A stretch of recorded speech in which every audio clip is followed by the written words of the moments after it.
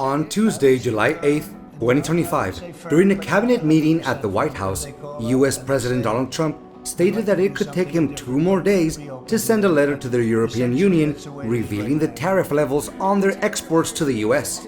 The EU has been treating the U.S. very well recently in trade negotiations. President Trump's latest move to delay tariffs has brought a few rays of hope to Japan, South Korea, and the European Union, the EU, regarding the possibility of eventually reaching a trade agreement with the US. Meanwhile, some smaller trading partners such as South Africa are feeling somewhat anxious. Join Economy Roast for a detailed analysis in the next 15 minutes. Well, the European Union has been speaking to us, Ursula and the whole group, and they've been very nice. They treated us very badly until recently. Now they're treating us very nicely. It's like a different world, actually. They've treated us very badly. They were among the toughest to deal with. Actually, in many respects, they were much worse than China. Look at what they do to our companies. They sue Apple, they sue Google. 17 billion they got from Apple on a lawsuit that they didn't have a case. They have, judges that are European Union judges. And they take so much money away from our country in terms of that, in terms of other things that they do. They're very tough. But now they're being very nice to us, and we'll see what happens.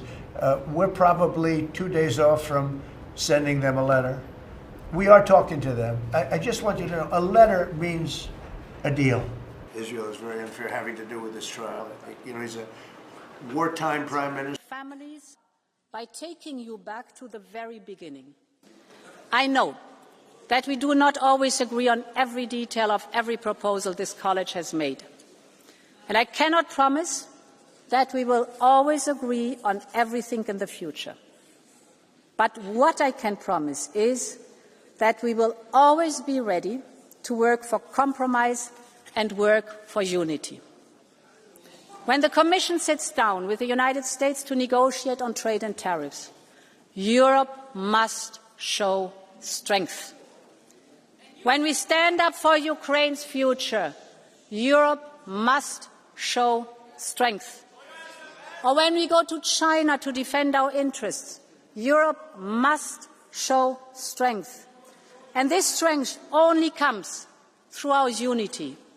So let us come together. Let us keep delivering for Europe. Long live Europe. Thank you so much. On Monday, July 7th, Mr. Trump sent a letter to 14 countries, including Japan and South Korea, announcing new retaliatory tariff levels ranging from 24% to 40%, while extending the full implementation of these tariffs from July 9th to August 1st. Immediately afterward, on July 8th, Japanese Prime Minister Shigeru Ishiba stated that Japan would continue negotiations with the U.S. to seek a mutually beneficial bilateral trade agreement. Japan has received a proposal from the U.S. to continue trade discussions until the new deadline set for August 1st. At the current time, there are some points on which the United States and Japan cannot reach agreement still remaining, and therefore no agreement has yet been made. This is because we, as the government of Japan, have avoided making easy concessions and have pursued robust talks, seeking what we ought to seek and defending what we ought to defend. We have made some progress through repeated dialogue with the U.S. side. As a result, the letter at this time leaves the tariff rate effectively unchanged, rather than the 30 or 35% recently conveyed by President Trump, and extends the deadline for negotiations. We have also received a proposal from the United States that it would like to proceed swiftly with negotiations in the lead-up to the new August 1 deadline, as the content of the letter may be reviewed based on Japan's response. It is deeply regrettable that the U.S. government has announced a further increase in tariffs in addition to the rates already imposed.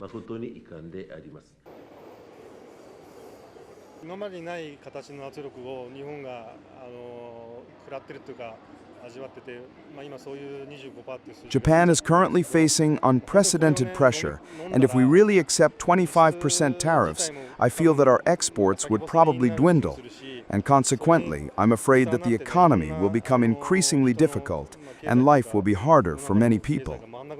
Given the tariff number that we got, frankly, it makes me wonder what all the past negotiations were for. The outcome is everything.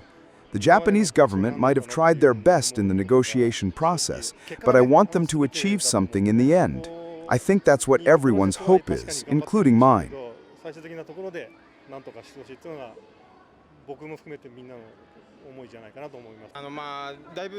I think this is the result of negotiations, and considering our alliance with the US, I suppose it's quite a difficult situation. However, I think that the Japanese government can at least be stronger and more upfront. While the government is currently negotiating with the US bilaterally, I think it might be very effective if they take a slightly different approach. For example, by joining forces with other like-minded countries and groups, such as the EU, South Korea, or China, and use that collective power to drag the US into negotiations. On Tuesday, July 8th, South Korea stated that it plans to intensify trade negotiations with the U.S. and views U.S. President Donald Trump's plan to impose a 25% tariff starting August 1st as an extension of the tariff implementation grace period. South Korean citizens expressed concern but hope that the new government will use the additional time wisely to secure better agreements. Given the limited time available since the launch of the new administration, we believe that we have managed to avoid the worst-case scenario of a tariff hike. As this additional negotiation period we've secured, National Security Advisor Wee Sung-lak is currently traveling to the U.S. to continue high-level talks, and we are approaching the negotiations with the hope and determination to achieve better outcomes as a result of these efforts. We have secured additional time through the extension of the tariff deadline. During this period, we aim to swiftly reduce uncertainties caused by the tariffs and work toward a resolution that best serves our national interest through various diplomatic channels, including a possible summit meeting. Every time you look at it, he always pushes really hard and then ends up postponing. This isn't the first time, so we might get another extension. I think we should take advantage of this and use the time we've been given to negotiate well. It's a task for the new government, I think. In my personal view, Trump's policies might work well for his own people, but when it comes to international exchanges between countries, I think they can cause serious problems. Honestly, even a 25% tariff is not a small number, but if he is calling it only, that means it's the minimum. Then how high can they go in the future? Even 25% isn't easy to deal with. If it goes even higher, what's going to happen to our relationship with the US? However, South African citizens have expressed disappointment after U.S. President Donald Trump imposed a 30% tariff on South African exports. South Africa has been attempting to negotiate a trade agreement with the U.S. since May, but has yet to finalize terms. The U.S. is South Africa's second largest bilateral trading partner after China. In addition to auto parts and other manufactured goods, South Africa exports agricultural products to the U.S. and could lose approximately 35,000 jobs in its citrus industry if the higher tariffs take effect.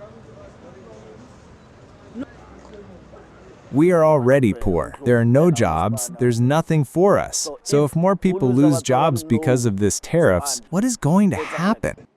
What Trump is trying to do by adding more tariffs against South Africa is uncalled for. Even now, we are still trying to recover from COVID. So by him adding more tariffs while we are still trying to recover economically is going to affect us even more. Our wish is for the government to just get in order and stop chasing after that man, Trump, and just fix our country. On Tuesday, July 8th, Finance Minister Pichai Chunhavajira stated that Thailand will not back down in trade negotiations with the U.S. after the U.S. announced a 36% tariff on the country.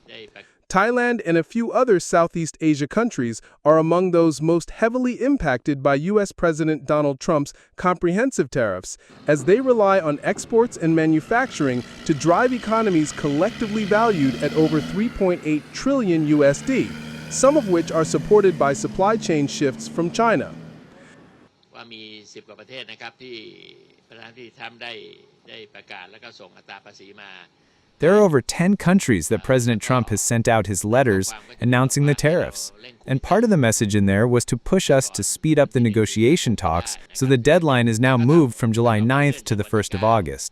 If you ask me why it's like this, it's because negotiations do take time, therefore he moved the deadline out. ก็เนื่องจากว่าการเจรจาเนี่ยมันต้องใช้เวลาก็เลยเลื่อนเวลาออกไปนะครับเพราะนั้น Some Cambodian factory workers expressed concern on Tuesday, July 8th, after the United States announced it would impose a 36% tariff on Cambodian products imported into the country starting August 1st. When the tariffs were first announced in April, Cambodian exports were set to face a 49% tariff. I really wanted the US to lower tariffs on our country so Cambodia can have more work. I am worried that my factory would close and I lose my job. I really wanted the US to reduce or remove the tariffs on products from Cambodia. I sell food to the workers, so I am worried that if their factories close, they would lose their jobs and I would lose customers. On July 8th, the head of the United Nations Trade Agency stated that the Trump administration's decision to extend the tariff negotiation deadline is prolonging uncertainty and instability for nations. Countries have been under pressure to sign agreements with the U.S. since Trump launched a global trade war in April, disrupting financial markets and forcing policymakers to struggle to protect their economies. And while the reciprocal tariffs will no longer go into effect tomorrow, as originally announced, but be extended for another few weeks until 1st of August, this move actually extends the period of uncertainty, undermining long-term investment and business contracts and creating further uncertainty and instability. Economic uncertainty has real-world consequences, as we all know, on countries and on sectors.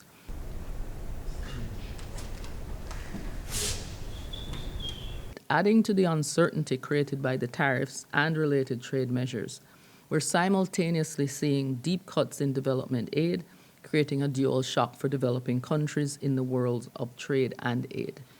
G7 countries, which together account for around 3/4 of all official development assistance, are set to slash their aid spending by 28% next year, compared to 2024 levels. This would be the biggest cut in aid since the G7 was established 50 years ago. And this is from Oxfam. In short, in today's context, a perfect storm is brewing. Just as trade becomes more unpredictable, external support through aid is also shrinking. One of the examples of the instability is the gold trade. But not all countries, of course, feel the impact in equal measure. All these factors hit those with the most to lose the hardest. The countries facing the highest reciprocal tariffs are also the least developed, with Lesotho, Laos, Madagascar, and Myanmar facing rates between 40 and 50%. Laos PDR and Myanmar now both face a 40% rate, as announced yesterday, which is lower than the initial 48% and 44% respectively, but still among the highest announced thus far. Also, could you talk about a little bit more about the U.S. trade policy? I think in the long run, it will have a negative impact on the U.S. economy, broadly speaking. I'm not clear on what the plan is, what the long-term plan is, and I presume there is one. But from my perspective at this point, I don't see a win here in the long term.